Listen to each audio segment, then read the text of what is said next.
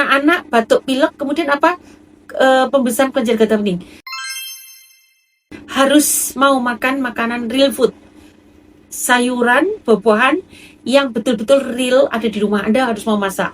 Stop segala makanan minuman instan, makanan minuman sasetan, kemasan, itu stop, termasuk susu kemasan. Stop. Ganti real food. Dan stop produk-produk sapi dulu, stop produk kacang-kacangan, ganti dengan, selain itu, ganti dan Anda harus olahraga, gaya hidup sehat, salah satunya olahraga dan terkena sinar matahari. Sebetulnya sangat gampang mengobati anak-anak. Kemudian yang ketiga adalah tambah nanopropolis. Nanopropolis silahkan tambahkan, maka insya Allah ketika imunnya meningkat, ini benjolannya mengecil, batuk pileknya juga akan hilang. Jadi kira-kira begitu.